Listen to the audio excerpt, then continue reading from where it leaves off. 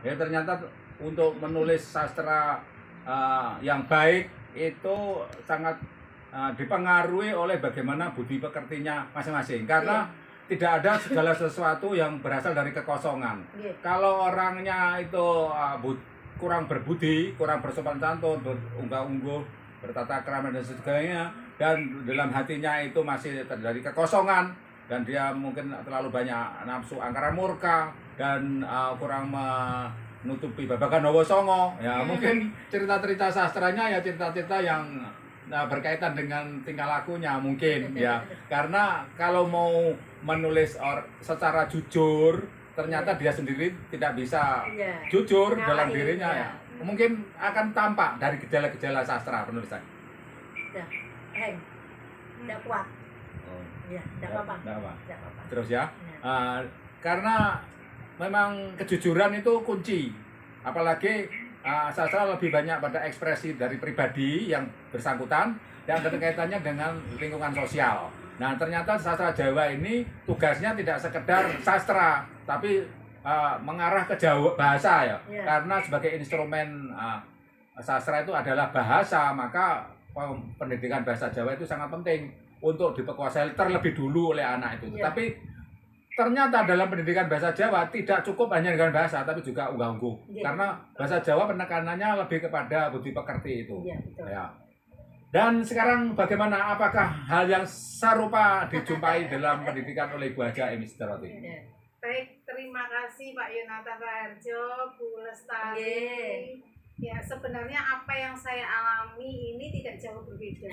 Karena kita semua pandemi ini sudah hampir 3 tahun, ya hampir 3 tahun anak-anak tidak jarang ke sekolah. Bahkan tahun pertama itu hampir tidak pernah ke sekolah 1 tahun penuh. Mereka belajar dari warung kopi. Jadi berapa persen siswa saya ini belajarnya dari warung kopi, Pak Yonatan? Jadi seperti itu. Kalau saya pribadi, pertama yang saya ajarkan ke anak-anak memang bukan ke materi dulu. Jadi materi itu mudah. Jadi memberikan materi ke anak-anak itu mudah. Nulis Hono Coroko insya Allah sehari bisa selesai. Tetapi untuk pembelajaran karakter, makanya kenapa harus sinau karakter, mantap dong ya. Nah, ini karena belajar karakter itu jauh lebih sulit daripada belajar materi Hono Coroko atau materi menulis dan lain sebagainya. Walaupun materi menulis juga sulit ya, tapi untuk Jawa, tapi lebih sulit lagi kita mempelajari karakter seperti itu. Jadi hampir semua guru ini mengeluh anak-anak itu susah sekali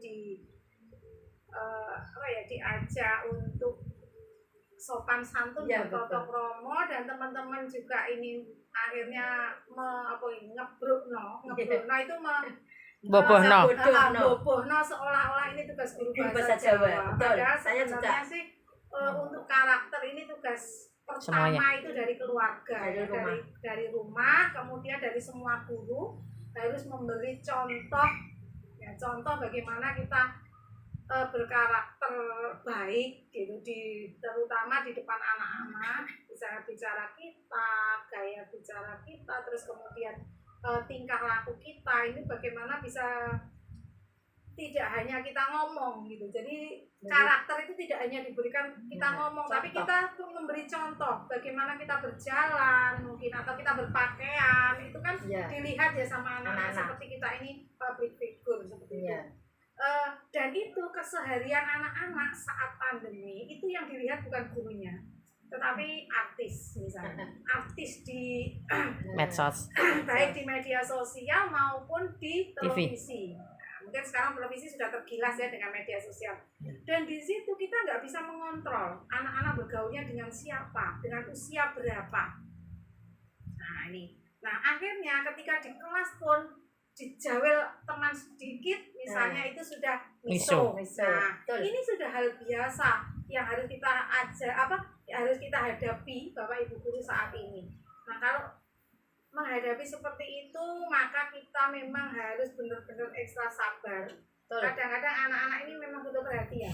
Mereka diingatkan sekali kayaknya seneng gitu loh. Jadi anak diingatkan gurunya ini ada rasa bangga, senang, mencari perhatian. Karena mungkin ya banyak juga yang di rumah itu tidak pernah diingatkan.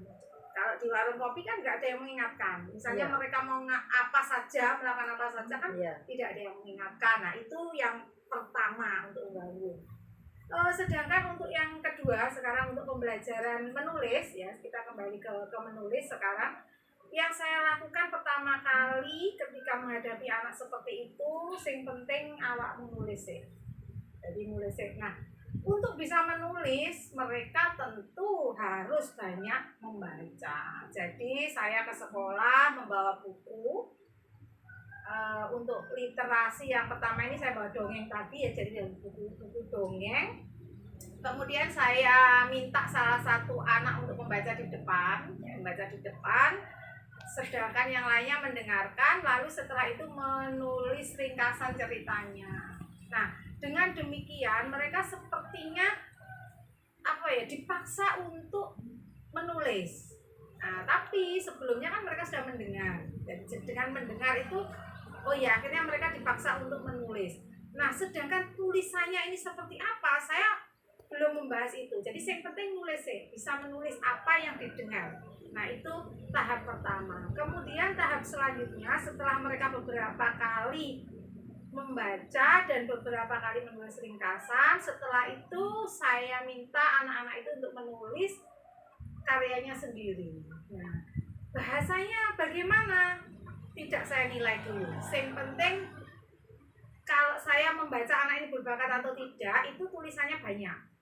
Jadi kalau yang berbakat mesti cepat, sudah dapat 1 lembar, sudah dapat 2 lembar. Sedangkan untuk anak yang kurang berbakat, misalnya dia bakatnya memang bukan di literasi atau di bahasa linguistik, berarti mereka mikir 1 paragraf saja itu lama. Jadi saya nggak menilai bahasanya benar salahnya dulu ya. Jadi dari segi ini saja itu sudah terlihat kalau anak ini memang bakatnya di bahasa atau bakatnya di yang lain, seperti itu. Nah, setelah saya tahu siapa yang berbakat di bidang linguistik atau bahasa, ini biasanya saya kelompokkan dengan anak yang tidak berbakat. Jadi misalnya dalam 1 kelas itu ada, kalau sekarang kan 1 kelas 16 siswa ya, kalau dulu kan 32. Nah, sekarang 1 grup itu ada 16 siswa. Misalkan saya bagi menjadi 4 kelompok. Saya bagi menjadi 4 kelompok. Jadi masing-masing itu 4 anak.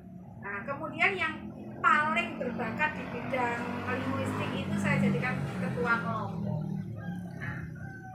Terus kemudian mereka saya suruh bercerita, dia punya pengalaman. Jadi setiap anak pasti kan punya pengalaman pribadi ya. Coba kalian saling bercerita.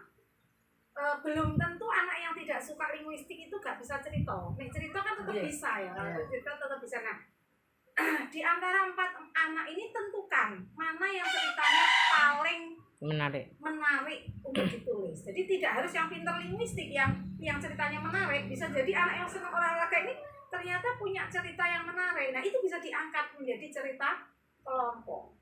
Nah, seperti itu langsung nanti dikerjakan bersama 4 anak itu. Nah, yang pintar bahasa ini nanti akan bertugas untuk mengolah.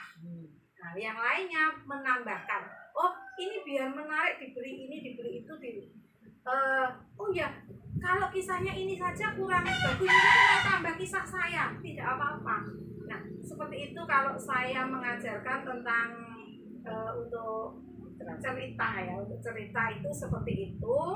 Tapi saya juga tidak berani mengatakan bahwa karya anak-anak ini bagus, belum memang, karena mereka memang pada proses yang sebelumnya sama sekali tidak mengenal sastra, tidak mengenal sastra. Yang penting nulis setelah itu. Jadi yang penting mau mendengarkan, mau menulis itu pasti akan saya terbitkan nanti menjadi buku. Insya Allah nanti akan diterbitkan oleh Majas. Belum tahu nanti judulnya apa Pak Yonatan. Ya. Yang penting ini apapun yang keluar dari anak-anak, mereka harus bangga, ya. Mereka harus bangga bahwa mereka punya kisah yang bisa menjadi inspirasi bagi orang lain, dan mereka juga harus bangga karena nama mereka itu minimal dalam hidupnya itu pernah tertulis dalam sebuah buku dari ISBN dan tersimpan di Perpusnas Jakarta. Seperti itu Pak Ino. Terima